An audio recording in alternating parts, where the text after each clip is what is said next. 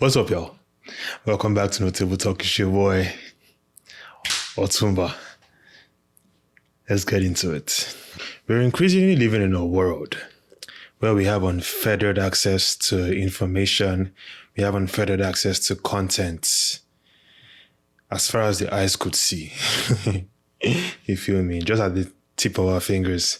In our hands, we have our phones and we have all these devices. We have the internet that just gives us a window into the world. We can source information and data and content from anywhere in vast amounts of quantity. You feel me? It's possible for you to have unending access of content, limitless access of content. You get. And in these times we're in, it's more important for us to be cautious of abusing the bank of information that we have. I want to paint this scenario in our heads. Follow me. I want to paint this scenario in our heads. So we're at an event. The event being life, being the world. And you have an open bar. An open bar. That sounds very, very enticing, right? You don't have to pay for your drinks. You have limitless access to drinks, you feel me, for that night or for that event. So you have an open bar. No drink limits. For free. And we're all in attendance at this event. And there are different categories of people at this event that need to operate accordingly when it comes to this open bar. This limitless access to a particular resource being drinks. Mostly alcohol for the most part, but being drinks. You get me? The first category of people are people that have high tolerance. They can take 3, 4, 5 drinks. They feel the buzz. They feel a little tipsy. I mean, they maybe not need a lot of tipsy, but they can hold their own. A lot of us can relate. We have high tolerance. We don't embarrass ourselves. The alcohol doesn't take over our system. You feel me? So they can hold their own. So they can afford to have 2, 3, 4. You can afford to. 5 drinks. You can afford to. We have another sect of people, being people that have low tolerance to alcohol. They have 2 drinks and they already know that, okay, we need to relax. We need to stop. They have 3, they know they are pushing it. They are playing with forces that they cannot control. Forces that they will lose against. You feel me? So they have a limit. And then you have people who cannot afford to have a drink at all because they have a problem. They're diagnosed alcoholics, whether medically diagnosed or self-diagnosed, but they know they have a problem. And they know that if they just have one taste, one drop, that just leads them down a slippery slope of demise. So they know they have a problem. And you see those people can't even afford to have a drink at all because they have a problem that has been recognized or they know about. You see, with these people, even though there's an open bar, the person that has a high tolerance can afford to have 5, 4 drinks. The person that has a low tolerance can afford to have 1, 2 pushing it, 3 being very irresponsible at this point in time. And there's people that are diagnosed alcoholics, have a problem, and they know that they can't afford a drop because they know that this drop will lead them down a road that they cannot recover from. They are powerless against this substance. They're powerless against this resource that is limitless to them. There's the last sector of people who cannot afford to have a drink at all, not because they have a problem, not because they even have low tolerance. They could even have a high tolerance, but they cannot afford to have a drink at all because of their profession, because of an assignment that they have. I'll leave it there. I'll leave it there. Take that as you will. But you see, this different sects of people, they have access to this limitless resource being the open bar. And based on different characteristics they have, that come from a lot of introspection and awareness of yourself. You know what your limit is. You know what, how you react to certain things, how you react to this resource that is limitless to you. You know that from your history with this substance, your history with how you've responded to this limitless bank of resource.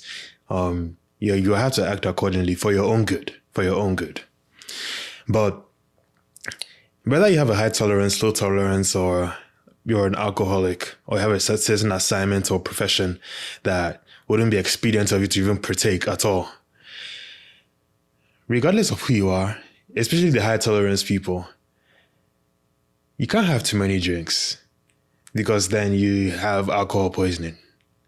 If you have too many drinks, even though it's a limitless bar, if you have too many drinks, you will get alcohol poisoning. Now you're putting your system in a very precarious situation. You feel me? Regardless of who you are, regardless of whichever of these sects you fall into. That's how I see our access to this limitless resource being information, being content, being data. You see, it's important for us to curate how much we feed on these things.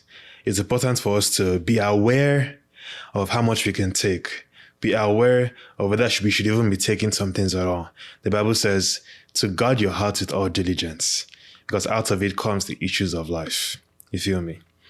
So it comes from a lot of awareness to know that, yes, we have this limitless resource of content and information, especially with the different apps that we have that are just channels to this vast bank of content. We have the TikTok, we have the Instagram, Twitter, we have Threads, we have Snapchat, we have all these things. We don't have to be on all of them. And we don't have to allow it to rule how we govern ourselves when we're relating to them. You see, these things are independent resources that are under our control. When we downloaded these apps, we downloaded them by ourselves. They didn't choose to go on our phones. We chose to have them. It's sad if they eventually have us. We should be in control of these things, you feel me? And you see, I mentioned these different sects of people. And it's important for you to be aware of where you fall, because it's for your own good, and owning up to frailties that you have isn't necessarily a sign of weakness. That in itself is strength. You see, everybody has problems. We walk along the streets. We don't see our problems written on our foreheads. Nobody holds a placard or a signboard that highlights all the things that are wrong with them, all the things that they're struggling with. So we may know what we are struggling with. We may know where we fall in these different spectrums of tolerance, or even if you're admittedly subject to this substance, because some of us are admittedly subject to content. When we get on TikTok, we scroll for hours. We get that post that says, should you be asleep right now? Should you be scrolling this much? But we just ignore it and we keep scrolling. You feel me? And before we know it, it's 3 a.m. and we've been on TikTok since 10 p.m. But it's important for us to know where we fall. It's important for us to identify our frailties so that we can accommodate ourselves to where we are not falling for these things, but we are on top of it, which, like I said, is an indication of strength. Because, like I said, we walk around without our problems written on our foreheads. But the truth is that the only way we can be publicly shamed by these things is when we let them publicly shame us. I use the example of the open bar. We're at this event. We don't know who has a low tolerance, who has a high tolerance. We don't know who's an alcoholic here. The only way we can identify an alcoholic here is if he takes a sip and then he falls down that slippery slope and then he's in danger. And now this substance makes a public show of him. Now we know that this guy has a problem. The only way we can know if you have a low tolerance is that you have one too many drinks. You have 2 drinks. And then we know that you are seeing stars. You're seeing things in the doubles. Now you can't even hold your words. You can't even stand straight. You're falling over. You can't walk straight. You're misbehaving. Now we know you have a low tolerance. Other than that, we see you for the strength that you portray, because you have made certain adjustments based on the frailties, just based on, I don't even say frailties, based on your awareness of yourself and you owning up to that, to owning up to these things you've identified and making the adjustments, acting accordingly. In you showing this sign of strength, it's important for us to maximize the tools that we've been given to act accordingly, to curate our content, to curate our environment, to make sure that we're not allowing too much in, we're not consuming too much. You see, I use the example of an alcoholic. People go to AA meetings. You go to AA meetings, and a lot of people could see that as a thing of shame. I don't think it is. Just like counseling, I don't think counseling is a thing of shame. If you need help, you go to where you can find help. If you're sick, you don't just nurse the wound at home. You don't have the expertise. You go to the hospital. You go to a specialist that knows how to address, first of all, knows how to identify your symptoms and knows how to address the problem that those symptoms show that you have. You feel me? So using these tools is a sign of strength, like I said.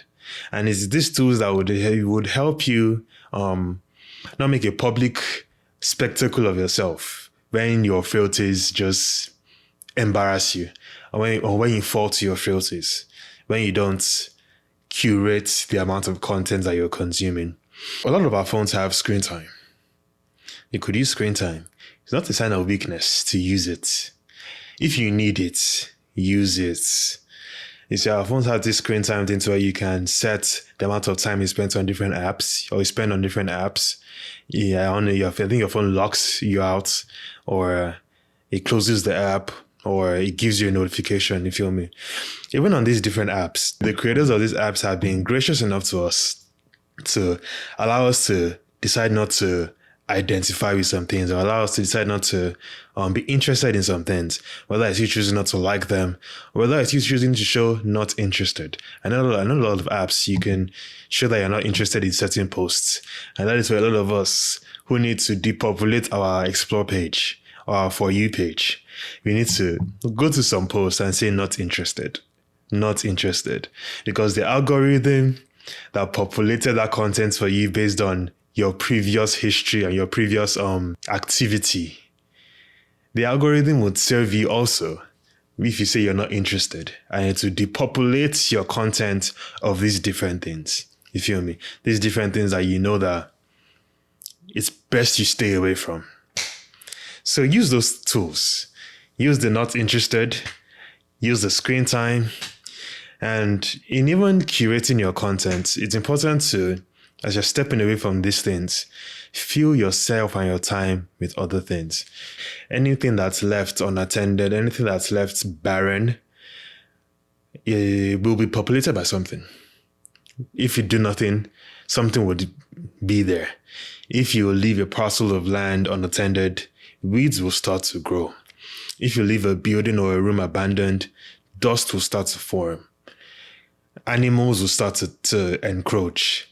Insects will start to come into play. Spiders will make cobwebs. You feel me?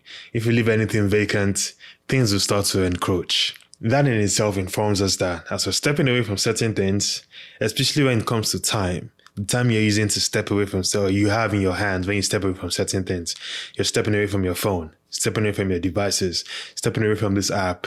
You have to fill it with something. You feel me? You have to not be idle. The fabulous saying, an idle mind is the devil's workshop. There's a lot of truth to that. So it's important to fill your time. You can fill your time with, you can go to the gym. You could take a walk. You could read a book.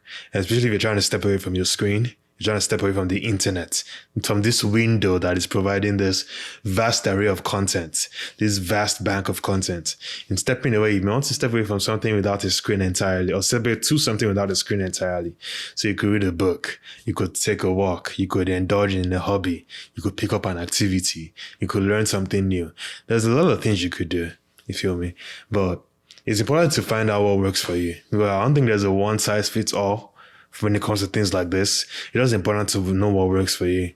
Some of us could actually use that walk.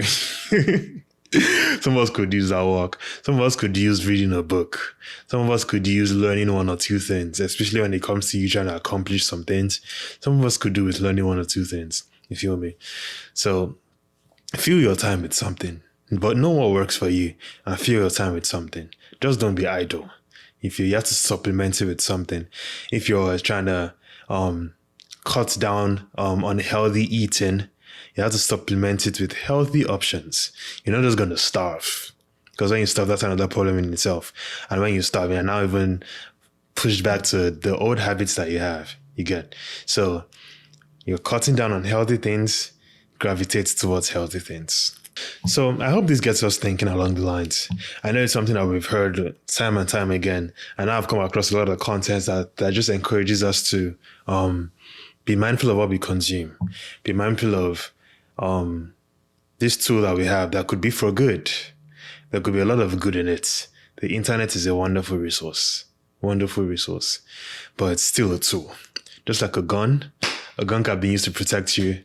A gun can also be used for a lot of nefarious reasons. Be aware of the help you need. Be aware of where you fall in these different categories. Be aware of your tolerance. Be aware of the problems you may have and address them. And act accordingly. So thank you. Thank you for watching. Thank you for listening to another episode of Notable Talk. I hope to see you in the next one. All right, take it easy. Peace. Sit back, relax, and chill.